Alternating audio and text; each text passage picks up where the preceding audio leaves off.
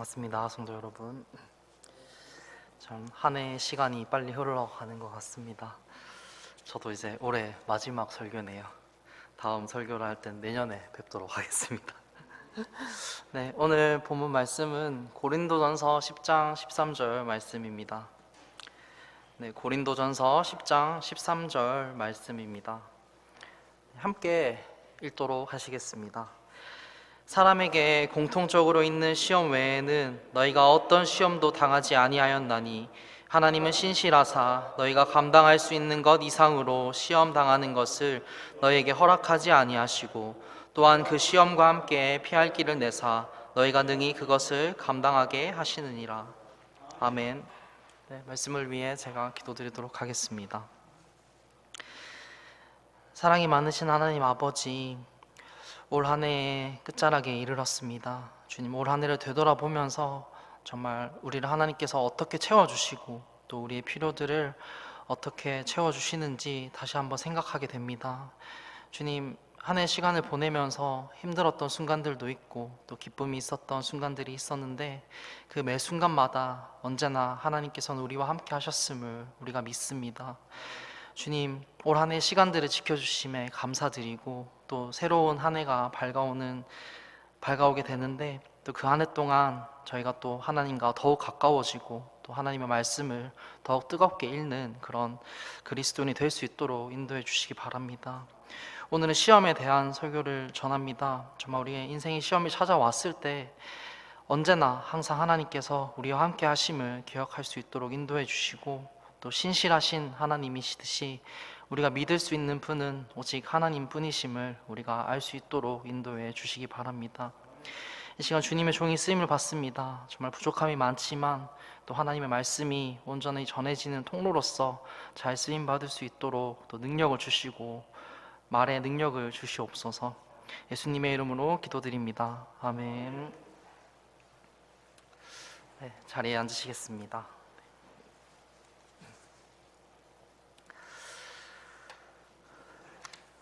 2022년 한 해가 끝나가는 시기에 있습니다.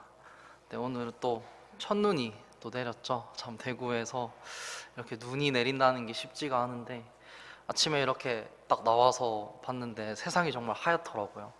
그래서 또 그런 또 눈을 보면서도 정말 하나님께서 이런 걸 어떻게 만드셨을까 이런 생각도 또 들면서 한 해를 정말 마무리를 하나님과 함께 해야겠다라는 생각이 드는 시간이었습니다. 여러분들 한 해를 좀 잘 마무리하고 계신가요? 네, 이제 보통 보면은 이제 한 해의 끝에 이르게 되면 이제 뭐 TV에는 이제 뭐 연예대상 뭐 이런 시상식들도 많이 이렇게 나오게 되고 거기서 이제 또 한 해의 어떤 음악이라든지 영화의 각자 분야에서 또 이렇게 열심히 했던 사람들에게 또 이렇게 상을 주는 그런 시간들을 우리가 또 볼 수가 있습니다. 근데 올해는 특별히 TV를 보면서 굉장히 특별한 한 해였다라는 생각이 드는 게 뭐냐면 12월에 추운 날씨에 우리가 월드컵을 보고 있었습니다. 보통 이제 한여름에 굉장히 더운 날씨 가운데 이렇게 뭐 야외 응원도 가게 되고 하는 시간을 가지는데 올해 있는 월드컵은 정말 특별하게 이제 12월 달에 이렇게 월드컵의 경기를 우리가 볼 수가 있었습니다. 이제 그 월드컵의 경기가 이제 마지막 아르헨티나와 이제 프랑스의 이제 격돌로 인해 마지막 결승전 경기로 이제 결국 끝이 났는데 이제 이 경기도 제가 이제 봤었는데 이제 후반 30분이 될 때까지 이제 아르헨티나가 2골을 넣고 이제 프랑스도 굉장히 이렇게 힘들어 보이길래 여기서 뭐 아르헨티나가 우승하겠네 이렇게 생각을 했는데 갑자기 프랑스의 또 어떤 선수가 2분 만에 2골을 연달아 넣으면서 또 연장전까지 가고 연장전에서 또 한 골씩 주고받으면서 결국 승부차기까지 가게 되는 그런 정말 치열한 그런 결승전을 보면서 이게 굉장히 뜨거운 열기 속에 있었습니다.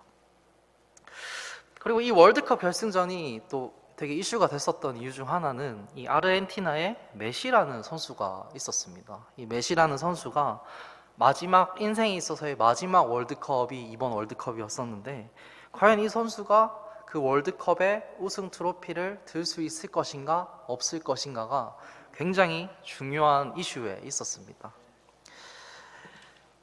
169cm의 축구 선수가 바로 메시입니다. 최고의 이제 축구 클럽인 이제 바르셀로나라는 되게 유명한 축구 팀이 있는데, 여기서 메시가 총 10번의 그 리그 우승을 함께 했다고 얘기를 해요.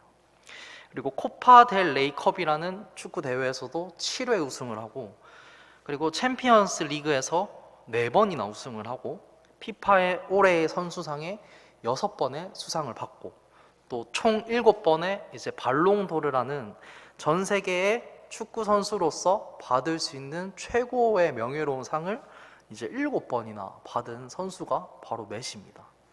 근데 이 메시가 월드컵 트로피를 가지지를 못했다는 것이죠.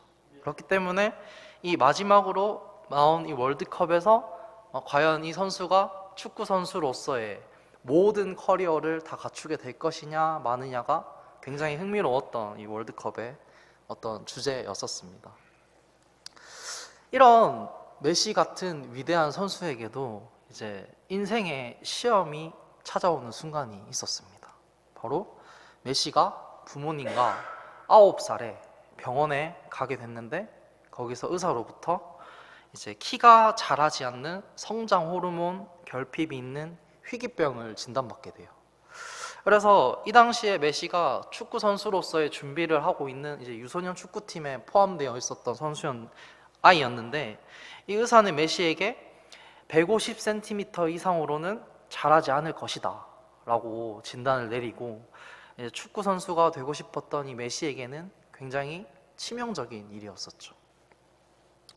다행히 치료 방법이 있었는데, 그때 매일 키를 크게 하는 그 성장 호르몬 주사를 맞으면 이제 치료를 할 수 있다라고 얘기를 했었는데, 이 주사는 한 달에 이제 1,000달러, 지금 한화로 계산을 하면은 한 달에 130만 원 정도가 되는 그 주사를 매달 맞았었어야 됐어요.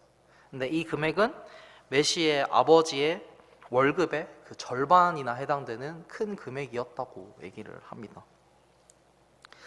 누가 봐도 축구를 포기해야 하는 그런 상황 속에 놓여 있었습니다. 근데 이 바르셀로나라는 축구 유소년 구단에 메시가 포함되어 있었는데, 이제 그 구단에서 메시의 축구 재능을 보고 이제 주사약 값을 우리가 대신 지불을 해주겠다라고 얘기를 해서 이 메시가 그 바르셀로나라는 구단에 들어가게 되는데, 거기 있는 그 바르셀로나 구단 관계자를 만나기 위해 이제 스페인으로 아버지와 함께 메시가 갑니다. 가는데 거기서 가니까 막상 메시가 오니까 계약 우리가 아직 좀 더 고민을 해봐야 될 것 같다라고 얘기를 하면서 이제 좀 계속 딜레이를 시켰다고 얘기를 해요. 근데 그 결국 메시 아버지가 그 관계자가 있는 레스토랑에 찾아가서 지금 당장 계약하지 않으면은 나는 아들과 함께 다시 돌아가겠다 이렇게 얘기를 해서 그 관계자가 그 레스토랑에 있던 냅킨에 이제 바로 볼펜으로 이 메시를 우리가 책임을 지겠다라는 그 계약서를 써서 그 냅킨 계약서가 또 한동안 되게 화제가 되기도 했었습니다. 그래서 이 냅킨 계약서가 이 메시라는 선수를 만든 그 첫 번째 시작에 있었던 순간이었던 것입니다. 성경 속의 인물들을 살펴보면 이 메시와 같이 삶에 있어서 정말 이 인물을 봤을 때 인생의 시험과 같은 그런 순간들이 찾아오는 인물들이 정말 많습니다. 모세는 이집트에서 살인을 저지르고 도망쳐 나오게 되는데, 하나님의 말씀을 듣고 하나님의 명령을 듣고 다시 그 이집트로 가게 되는 그런 인생의 시험을 마주하게 됐었고, 또 삼손이라는 인물은 이제 들릴라라는 여인으로 인해 자신의 어떤 약점을 밝히게 되면서 그런 인생의 시험을 또 마주하게 됐었고, 요셉은 자기 친형제들에게 버림을 받아서 이집트의 노예로 팔려가는 그런 감옥에 갇히게 되는 그런 인생의 시험을 마주하게 됐었고, 다니엘은 또 포로로 끌려가서 불구덩이에도 던져지고 사자굴에도 던져지는 정말 말도 안 되는 그런 인생의 시험의 순간들을 마주했었습니다. 그리고 욥 또한 자신의 재산, 자신의 가족들, 자식들 모두 다 잃게 되는 그런 인생의 시험을 또 마주하기도 했었습니다. 그리고 이 메시를 발견해낸 이 메시에게 냅킨 계약서를 넘겨주었던 그 바르셀로나의 렉샤흐라는 그 관계자가 있었듯이 이 모세, 삼손, 요셉, 다니엘, 욥의 옆에는 바로 하나님이 계셨습니다. 결국에 모세는 이스라엘 백성의 출애굽이라는 그 역사를 이끄는 지도자로서 서게 되고, 결국에 삼손은 이스라엘의 사사로서 기록되고, 결국에 요셉은 이집트의 총리의 자리에 앉게 되고, 결국에 다니엘은 포로의 신분에서 그 바빌론의 장관의 자리까지 임명받게 되고, 결국에 욥은 자신이 잃었던 그 모든 것들보다 재산은 2배가 넘는 재산을 가지게 되고, 자신의 밑에 5세대까지 그 자손을 보게 되는 그런 역사를 경험하게 됩니다. 바로 하나님께서 이 인물들의 옆에 계셨기 때문입니다. 오늘 본문 말씀에서 우리가 첫 번째로 알게 되는 것은, 우리에게 찾아오는 인생의 시험은 개인적인 경험이 아니라 공통적인 경험이라는 사실입니다. 오늘 본문 말씀이 포함된 고린도전서 10장 말씀을 보시면 이 10장 13절 앞에 출애굽의 역사가 나오게 됩니다. 1절부터 보시면, 또한 형제들아, 나는 이것을 너희가 모르기를 원치 아니하노니 곧 우리 조상들이 다 구름 아래에 있고 모두 바다를 지나가며 모두가 구름과 바다 속에서 모세에게로 침례를 받고 모두가 같은 영적 음식을 먹으며 모두가 같은 영적 음료를 마셨느니라. 그들이 자기들을 따라가던 영적 반석으로부터 마셨는데 그 반석은 그리스도였느니라. 그리고 6절 말씀을 보시면, 이제 이런 일들이 우리의 본보기가 되었으니 이것은 그들이 탐한 것 같이 우리도 악한 것들을 탐하지 아니하게 하려 함이라. 7절에서는 그들 중에 어떤 자들과 같이 너희는 우상 숭배자가 되지 말라. 8절 끝에는 우리는 그들과 같이 음행하지 말자. 그리고 9절 끝에는 우리는 그들과 같이 시험하지 말자. 10절 끝에는 너희는 그들과 같이 불평하지 말라. 그리고 11절에 이제 이 모든 일은 그들에게 본보기로 일어났으며 또 그것들은 세상의 끝을 만난 우리를 훈계하기 위해 기록되었느니라 라고 적혀 있습니다. 그리고 13절의 말씀에 사람에게 공통적으로 있는 시험 외에는 너희가 어떤 시험도 당하지 아니하였나니 라고 기록되어 있습니다. 우리에게 찾아오는 인생의 시험이 누구나 겪게 되는 것입니다. 그 인생의 시험은 지금 시대를 살고 있는 우리들만 겪는 문제가 아니라 이 이스라엘 백성들이 겪었던 그 경험과 같이 우리가 그리스도인으로서 공통적으로 겪게 되는, 경험하게 되는 시험이라는 사실입니다. 이스라엘 백성들이 경험했듯이 우리에게도 우리가 살면서 뭔가 선한 것보다 악한 것들이 우리를 유혹하는 순간이 찾아올 때가 있고, 하나님보다 더 우선시하는 우상들이 우리를 유혹하는 순간이 찾아올 때가 있고, 우리의 욕구와 욕심이 하나님께서 원하시는 것보다 더 우선시되는 그런 순간이 찾아올 때가 있고, 하나님의 계획을 의심하게 되는 그런 유혹이 찾아올 때도 있고, 내가 가진 상황, 내가 겪는 불편들을 하나님께 불평하게 되는 그런 유혹의 순간들이 이스라엘 백성과 같이 똑같이 우리에게 찾아온다는 것입니다. 그래서 고린도전서 10장 11절에 이제 이 모든 일은 그들에게 본보기로 일어났으며 또 그것들은 세상의 끝을 만나 우리를 훈계하기 위해서 기록된 말씀이다 라고 말씀을 하시는 것입니다. 이스라엘이 경험했던 그 역사의 경험들이 우리에게 본보기가 되는 것들이고, 우리를 훈계해주기 위해 이 말씀들이, 그 역사들이 기록된 것이다 라고 그 기록의 목적에 대해서 우리에게 알려주고 있는 것이죠. 여러분, 역사를 잊은 민족에게 미래는 없다라는 말 굉장히 많이 들어보셨죠? 우리는 하나님의 백성입니다. 우리가 대한민국 국민이잖아요. 우리가 대한민국 국민으로서 대한민국의 과거의 역사들을 우리가 공부하고 우리가 알아가듯이 우리가 하나님의 국민으로서 그 하나님의 역사를 우리가 공부하고 알아야 한다는 것입니다. 우리에게 찾아오는 그 인생의 시험들을 가장 잘 치를 수 있는 방법은 우리보다 먼저 경험했던 그 영적인 선배들을 통해 그 영적인 선배들이 그 시험들을 어떻게 이겨냈는지 그 노하우들을 우리가 배워야 한다는 것입니다. 디모데후서 3장 15절에서 17절 말씀을 보시면 이 성경이 가지는 세 가지 역할에 대해서 나옵니다.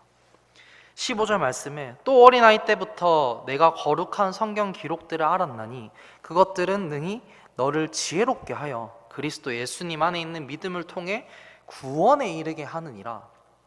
그리고 16절에는 모든 성경 기록은 하나님의 영감으로 주신 것으로 교리와 책망과 바로잡음과 의로 교육하기에 유익하니 이것은 하나님의 사람이 완전하게 되어 모든 선한 일에 철저히 갖추어지게 하려 함이라.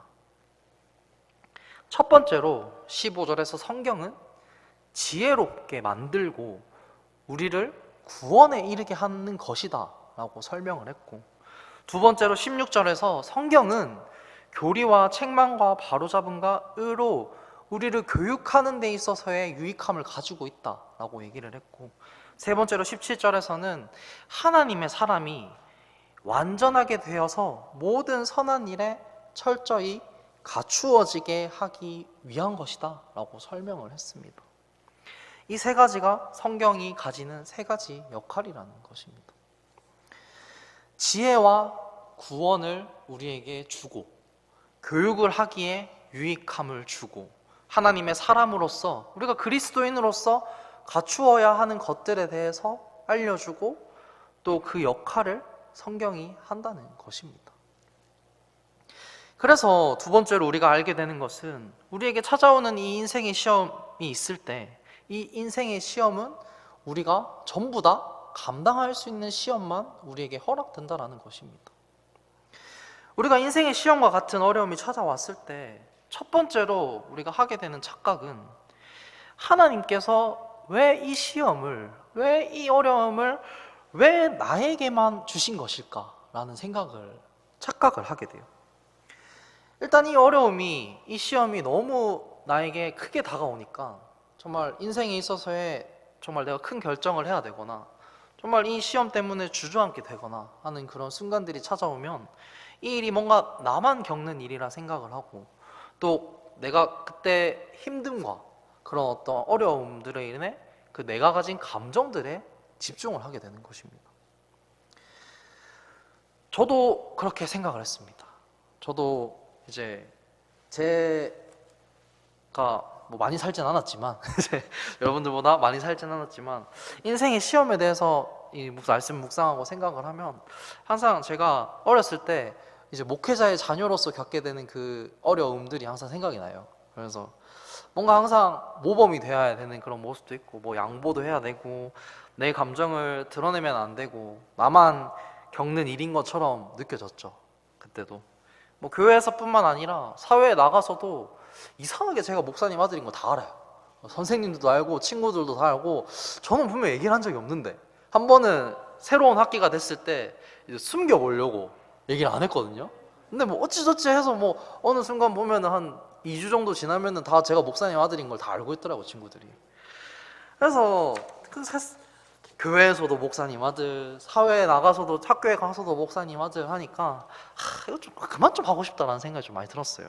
그래서 저는 항상 어디를 가든 늘 말과 행동을 조심해야 했고 뭔가 이렇게 조금이라도 뭔가 잘못된 일도 하면 안 됐고 이제 거짓말은 특히나 하면 안 됐죠. 그래서 뭔가 목회자의 자녀로서 살아가는 게 아니라 내가 좀 평범하게 그냥 평범하게 교회를 다니고 싶다 이 생각을 했던 것 같아요. 그래서 그 생각을 하면서 이제 주일 아침마다 이제 7시에 일어나서 일찍 오시는 주일학교 선생님들께 초등학생 때부터 이제 딱 바르게 옷을 입고 딱 정자세로 이렇게 앉아 있었어야 됐죠. 선생님들이 오시면은 이제 선생님 오셨습니까? 이렇게 인사도 드리고 그래서 얌전히 앉아 있다가 9시에는 이제 주일학교 예배를 드리고 또 이제 초등학교 이제 한 5학년, 6학년 됐으니까 이제 초등학교 고학년이니까 이제 어른이다. 이제 어른 예배도 드려야 되지 않겠니? 이렇게 또 말씀을 하셔서 이제 11시에 어른 예배를 또 드리고, 또 2시에는 또 오예배도 드리고, 또 4시는 청년부 예배, 전 청년부도 아닌데 청년부 예배가 있으니까 또 교회에서 또 편하게 모시고 이런 생활들을 겪고 있었죠. 그래서 그때 제가 제일 부러워했던 친구가 어떤 친구였냐면, 예배 시간 딱 맞춰 오는 친구가 제일 부러웠어요. 예배 시간 11시니까 그리고 적어도 10시까지는 푹 자고 11시까지 교회 오는 친구들 제일 부러웠거든요. 저는 항상 7시에 일어나서 정갈하게 옷을 입고 이제 손님을 대접하듯이 딱 이렇게 있어야 되는데, 그렇던 생각이 듭니다. 뭔가 이렇게 아프면 예배도 한 번쯤 빠지고 싶고 이런 생각도 드는데, 아파도 이제 예배는 드려야 되지 않겠니? 라고 말씀하셔서 아픈 몸을 이끌고 또 어린 마음에 그게 그렇게 서러웠어요. 그래도 아빠인데, 그래도 엄마인데, 부모인데, 내가 아픈데 이 아픈 거 생각 안 해주고 또 예배 드리라고 하시니까 그냥 억울하기도 하고, 또 뭔가 주일에는 친구들이랑 놀고 싶은 마음도 있는데, 좀 자유롭고 편하게 살고 싶은 그런 마음도 있는데, 내 인생이 참 부당하다, 하나님 참 억울합니다, 이런 생각을 많이 하고, 또 하나님께 막 그 어린 마음에 기도도 했어요. 하나님 좀 너무 부당하신 거 아니에요? 이렇게 얘기도 하면서, 그렇게 그런 시간들을 보내면서 이 세상에 목회자 자녀는 이제 나밖에 없다라는 생각을 했었습니다. 지난주에도 이제 제가 대학교 후배를 이렇게 만났는데, 오랜만에 만났어요. 이제 후배를 만났는데 그 후배가 저한테 이렇게 얘기를 하더라고요. 선배는 목회자의 아들이면 되게 이런 억압도 많았을 거고, 어렸을 때 뭔가 힘든 점들도 되게 많았을 텐데, 선배는 좀 어떻게 그런 것들을 이렇게 좀 잘 극복하고 이제 삐뚤어지지 않고 이렇게 좀 바르게 잘 살고 있냐, 이렇게 묻더라고요. 그래서 그 얘기를 듣고, 그래도 내가 다행히 세상 친구들이 볼 때 좀 뭔가 이렇게 삐뚤어 보이지 않고 이렇게 모범은 되는구나 라는 생각에 좀 다행이다 라는 생각도 들었습니다. 근데 저는 막 이 목회자의 아들로서의 그 부담을 내가 막 극복해내야겠다, 내 힘으로 이걸 막 이겨내야겠다, 이런 생각을 해본 적이 없어요. 그리고 이 문제를 내가 어떻게 해결해야겠다라는 그런 생각도 해본 적이 없습니다. 솔직히 억울한 마음도 들고, 그런 시간이 찾아왔을 때 어린 마음에 화가 나기도 하고, 뭔가 바꿀 수 없는, 내가 이렇게 통제할 수 없고 바꿀 수 없는 상황이다 보니까 뭔가 정말 그 무기력함이 찾아올 때도 있고, 뭔가 굉장히 우울해지는 그런 시간들도 있었죠, 당연히. 그래서 고등학교 한 1학년, 2학년까지는 좀 드문드문 이런 생각들을 하면서 좀 이렇게 억울한 마음의 그런 시간들을 보냈던 것 같습니다. 근데 제가 처음으로 고등학교 3학년에 올라가는 시기 때 갑자기 성경을 제가 살아오면서 내가 성경 일독을 제대로 해본 적이 없는 거예요. 그래서 그 고3에 이제 진로에 대한 고민도 있고, 또 이제 정말 이제 그때 제가 휴대폰도 없앴었거든요. 근데 휴대폰도 없애면서 제일 좋아하는 축구도 내가 이제 1년 동안은 축구를 하지 않겠다라고 모든 것을 다 포기하고 이제 공부에 올인을 해야 되는 그런 시기였었는데, 이제 내 의지로 한번 성경 일독을 이 시기 때 내가 하고 내 공부를 시작해야겠다, 내 미래를 하나님께 한 번쯤은 물어보고 내 미래에 대한 어떤 길을 한번 그려봐야겠다 라는 생각이 들어서 그때 처음으로 성경 일독을 제가 했어요. 처음부터 끝까지. 이제 매일 야자 시간 12시가 돼서 집에 와서 이제 배고프니까 이제 엄마가 주시는 만두 몇 개 집어 먹고, 이렇게 한 1시간, 2시간 정도 항상 매일 성경을 읽고 이렇게 고등학교 3학년을 준비를 했었는데, 그때 하나님께서 저에게 이제 청소년 사역이라는 그런 청소년 상담이라는 그런 비전을 또 저에게 주시고, 그리고 제가 그 상황들 속에서 이제 담임 선생님께 편지를 써가면서까지, 이제 아버지도 담임 선생님께 편지를 쓰셨는데 그때, 그러면서 제가 예배를 지킬 수 있는, 자습 시간을 빠지고 예배를 지킬 수 있는 그 자리에 앉게 되고, 또 말씀에 집중하면서 제가 하나님께 투자를 하니까 제가 하나님께 시간을 쓰니까 그에 따라서 더 좋은 결과들을 저에게 주시는 것을 제가 고등학교 3학년이 끝날 때 그것을 경험하게 되었습니다. 이상하게도 제가 고3이 됐을 때 전교 20등까지만 들을 수 있는 그 심화반 수업이 있었는데, 그게 과정이 거의 한 사람당 한 300만 원, 400만 원 되는 과정을 이제 저희 고등학교에서 이렇게 투자를 하는 거죠. 공부 잘하는 아이들에게. 근데 제가 23등이었어요. 근데 이상하게 앞에서 3명의 친구가 빠졌대요. 그래서 담임선생님 저에게 와가지고 이런 게 있는데 한번 해볼래? 라고 물으셔가지고 예, 해보겠습니다 라고 해서 그런 기회를 또 얻게 되고, 또 제가 입시를 준비할 때 제가 입학하는 해에 갑자기 입학사정관제라는 이제 성적과 면접을 함께 보는 그 입시 제도가 본격적으로 이렇게 활성화가 되면서 저도 또 이제 대학을 들어갈 때 그 제도로 좀 수혜를 보고 들어가게 됐었거든요. 그래서 그 입학사정관제라는 그 면접 제도가 생기게 되고, 또 제가 들어가는 2012년 대학교에 입학했던 그 해에 갑자기 국가장학금이 엄청 이렇게 나라에서 지원을 많이 해주면서 제가 대학교 다닐 때 등록금도 거의 안 내고 다니는 그런 상황에 놓이게 됐었고, 고등학교 3학년 때 고3 선생님들은 정말 바쁘거든요. 이제 한 명의 아이뿐만 아니라 모든 아이들의 이제 진로 지도도 해주셔야 되고 대학도 이렇게 해주셔야 되고 하는데, 이상하게 저를 엄청 아껴주셨어요. 그래서 제가 면접 준비를 해야 되니까 이상하게 수업 듣는 도중에도 찾아오셔가지고 이제 그 수업 하시는 선생님께 선생님 제가 그 승훈이가 그 면접 준비가 얼마 안 남아서 좀 데리고 가겠습니다 이렇게 해가지고 수학 공부하다가 이렇게 담임 선생님이 저를 이렇게 빼내가서 이제 따로 면접 준비를 막 이렇게 시켜주셨거든요. 이상하게 선생님이 막 저를 막 엄청 꼼꼼하게 이렇게 지도를 해주시는 그런 시간들을 보냈었죠. 저는 그냥 매일 말씀을 읽었을 뿐이에요. 저는 그냥 매일 새벽마다 하나님 앞에서 말씀을 읽으면서 제 미래에 대해서 생각을 하고 준비를 하고, 수요일 저녁마다 이제 가방을 들고 자습 시간 때 나오면 친구들이 항상 물어봐요. 야, 너 어디 가냐? 이러면은 나 예배 드려야 돼서 예배 드리러 가. 이렇게 얘기를 하면서 수요일도 예배 드리고, 토요일 자습 시간도 빠지고 또 예배 드리고, 일요일에도 항상 예배 드리고, 친구들이 그러는 거죠. 야, 너는 수요일, 토요일, 일요일까지 교회 가서 예배 드리는데 공부할 시간이 어딨냐? 이렇게 물으면서 저한테 이제 막 공부하는 걸 좀 알려달라고 얘기를 하더라고요. 그래서 참 신기해요. 그런 것들이 신기하고 이상한 그런 경험들을 생각해보세요. 일주일에 3일이나 예배 드리러 가는 애랑 일주일 내내 공부하는 애랑 세상 사람들의 시선에서 봤을 때는 당연히 일주일 내내 공부하는 애가 더 잘해야 되고 더 공부를 잘해야 되는데 걔네들보다 제가 더 잘한다는 거죠. 그러니까 아이들이 알게 모르게 저에게 대한 어떤 그런 궁금함이 생기고, 저 친구는 왜 저렇게 교회를 열심히 다니는데 어떻게 공부도 잘하지? 이런 생각에 뭔가 자습 시간 때 저에게 와서 막 문제도 물어보고 이제 막 진로에 대해서도 저에게 막 고민을 상담을 하고 이렇게 하는 친구들도 있었습니다.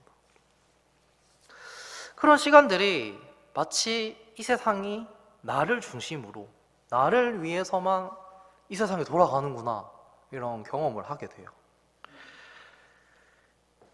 될 놈은 된다 이런 말 많이 들어보셨죠, 여러분? 세상 사람들이 많이 얘기하잖아요. 될 놈은 된다. 저희 이제 저도 이제 MZ 세대인데 MZ 세대들 사이에서도 뭐 될 놈 될 이런 말들도 많이 쓰는데, 저 믿는 놈이 더 됩니다. 그래서 저는 믿는 놈 되리라고 얘기를 하고 싶어요. 그래서 원래 믿는 구석에 있는 친구들이 제일 무서워요. 초등학생 때도 이렇게 반에서 남자애들 사이에 어깨에 이렇게 좀 힘 좀 주고 다니는 친구들 보면 대부분의 친구들이 형이 있어요. 믿는 구석이 있으니까 어깨도 좀 펴고 다니고 이제 막 애들 좀 이렇게 또 싸우고도 다니고 이렇게 하는 거죠.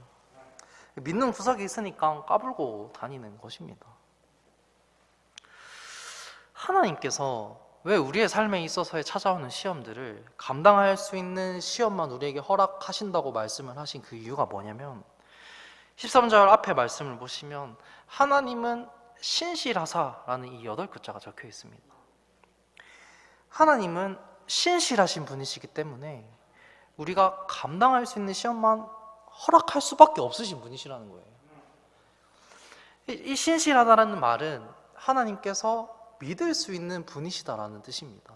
우리가 믿을 수 있는 분이 하나님이시기 때문에 이 하나님께서 우리의 그 믿음에 보답하시기 위해서 우리가 그 믿음을 가진 것에 대해서 항상 우리가 감당할 수 있는 것들만 허락하신다고 성경 말씀에 이렇게 친히 기록을 하신 것이라는 것입니다. 신학교에서 수업을 들을 때 이제 은퇴를 앞두신 목사님께서 말씀을 하시더라고요. 이때까지 내가 40년 동안 목회를 하면서 하나님 말씀을 안 듣다가 망한 사람은 봤어도 하나님 말씀을 잘 듣다가 망한 사람은 본 적이 없다. 이렇게 말씀하시더라고요. 마태복음 6장 30절 말씀에 그러므로 오늘 있다가 내일 아궁이에 던져질 들풀도 하나님께서 이렇게 입히시거든 오 너희 믿음이 적은 자들아 하물며 너희는 더 잘 입히지 아니하시겠느냐.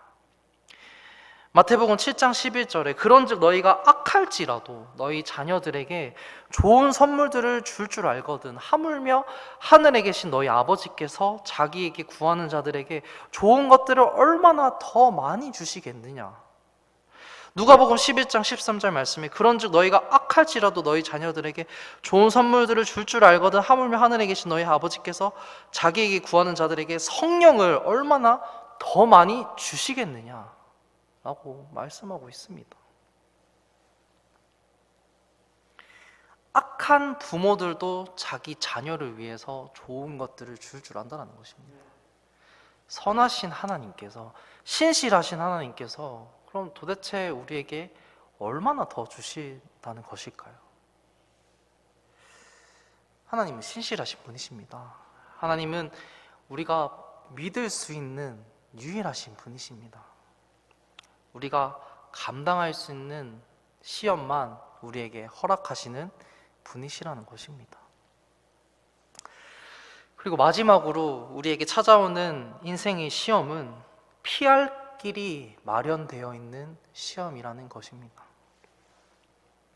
13절 말씀의 마지막에 또한 그 시험과 함께 피할 길을 내사 너희가 능히 그것을 감당하게 하시느니라. 결국 메시는 성장 호르몬 결핍 질병을 9살 때 진단받고 150cm 이상으로는 크지 못할 것이다 라는 그 의사의 진단을 듣고도 결국 세계 최고의 축구의 선수가 되고 축구 선수로서의 최고의 커리어를 가진 마지막으로 그 월드컵 트로피를 들어올린 그 선수가 되었습니다. 결국 모세는 출애굽의 지도자로 쓰임받게 되고 결국 삼손은 이스라엘 시절의 재판관으로서 기록되고 결국에 요셉은 이집트의 총리의 자리에 앉게 되고 결국 다니엘은 바빌론의 장관으로 임명되고 포로의 신분이었음에도 불구하고 결국 욥은 자신이 잃었던 것보다 2배가 넘는 재물과 가족들을 얻게 되었고 결국 우리에게 찾아오는 인생의 시험들 또한 이 많은 성경 인물들처럼 하나님께서 피할 길을 마련해 주시고 우리에게 복을 주시는 그 길들을 마련하셨다는 것입니다. 결국 하나님의 말씀대로 이루어집니다. 결국 하나님의 계획대로 모든 것들이 이루어졌습니다.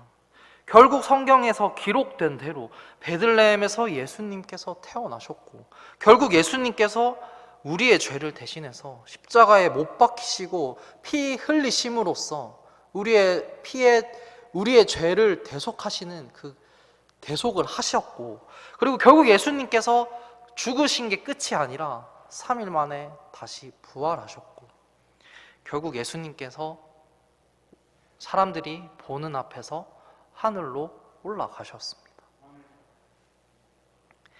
그리고 결국에는 예수님께서 성경 기록대로 이 땅에 그대로 내려오신다는 것입니다.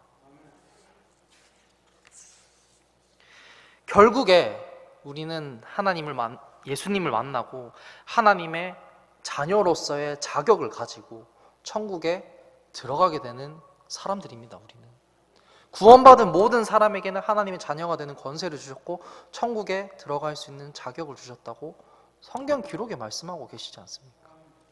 결국 하나님의 복음 또한 땅끝까지 전파가 되는 시간이 언젠가는 찾아올 것이고, 그 전파가 된 이후에는 우리에게 맞는 그 상급 또한 받게 된다는 것입니다.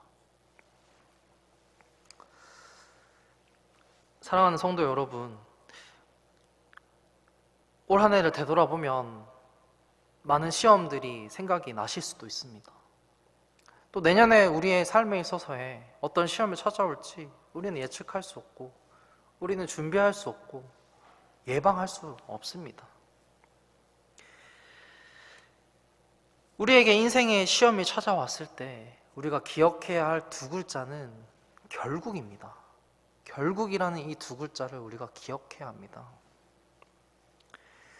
인생의 시험과 같은 힘든 시간이 찾아왔을 때 우리가 정말 너무 힘이 들고 감정적으로 너무 지쳐나가고 주저앉고 싶고 이것들을 놓아버리고 싶고 포기하고 싶고 하나님께 불평불만을 하고 싶고 하나님 탓을 하고 싶을지라도 결국 하나님께서는 우리가 그것을 이겨낼 능력과 힘을 주시고, 우리가 주저앉으려고 할 때는 손을 내미시면서 일으켜 세우시고, 우리가 포기하고 싶을 때는 우리에게 필요한 그 피할 길을 마련해 주시는 분이심을 우리가 꼭 기억하고 있어야 합니다. 성경을 펴서 믿음의 선배들의 조언을 듣고 하나님의 그 신실하심을 우리가 들여다보고 하나님이 계획하신 그 피할 길을 우리가 찾아서 우리에게 찾아오는 그 시험이 우리의 믿음이 더욱 성장하고, 그리고 그 시험을 통해 결국에는 우리가 하나님께 영광을 돌리는 그 시간이 될 수 있다는 것을 꼭 기억하시기를 바라겠습니다. 기도드리고 설교를 마치도록 하겠습니다.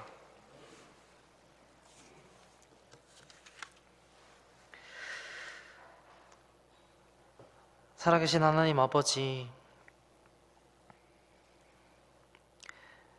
우리의 삶을 되돌아봤을 때 우리가 정말 그리스도인으로서 겪게 되는 시험들 또한 많고, 우리가 그리스도인으로서 받게 될 핍박 또한 많음을 저희가 알고 있습니다. 주님, 하지만 그 시험과 그 핍박들이 우리에게 정말 부정적인 그런 영향을 주는 것이 아니라, 그 시험과 핍박들이 우리의 믿음을 더욱더 단련하고 우리의 믿음을 더욱더 성장하게 만들고, 또 그 시험의 시간들을 통해 우리가 하나님께 영광을 돌리는 기회가 될 수 있음을 우리가 꼭 기억할 수 있도록 인도해 주시기 바랍니다. 주님, 우리는 하나님에 대해서 생각을 하면 하나님이 어떤 분이신지를 이따금씩 잊고 살아갑니다. 하나님께서는 나보다 더 나를 잘 아시고, 또 우리가 내년에 찾아오게 될, 또 우리가 인생의 끝을 맞이하기 전까지 우리에게 있을 시험이 어떤 시험이 찾아올지 우리는 알 수가 없습니다. 또 우리는 예측할 수도 없습니다. 하지만 하나님께서는 그 모든 것들을 다 알고 계십니다. 우리가 우리의 생각과 우리의 어떤 노력을 의지하는 것이 아니라 하나님의 생각과 또 하나님의 능력에 의지하며 그 시험들을 잘 견뎌낼 수 있는 그리스도인이 될 수 있도록 인도해 주시옵소서. 주님, 올 한 해 시간이 흘러갔습니다. 올 한 해 시간 동안 또 우리를 지켜주심에 감사드리고, 또 이 대구 교회가 또 이곳에서 바로 세워지고 또 성경 말씀 그대로 또 전해지는 교회로서 쓰임받을 수 있음에 감사드립니다. 또 세상 사람들은 정말 많은 것들을 추구하고 또 성경과 반대되는 것들을 정말 추구해 가면서 살아가고 있습니다. 또 이 세상의 시대 또한 그렇게 변해져 가고 있습니다.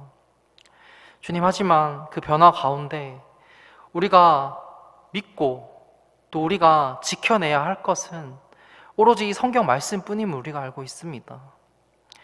정말 이 세상에 많은 잘못된 교리와 가르침들이 있을지라도 우리가 하나님을 만나게 되는, 또 예수님께서 이 땅에 오시는 그 순간까지 이 믿음을 지켜나가고 또 이 믿음의 유산을 우리의 후손들에게 또 물려줄 수 있는 그런 그리스도인이 될 수 있도록 인도해 주시옵소서.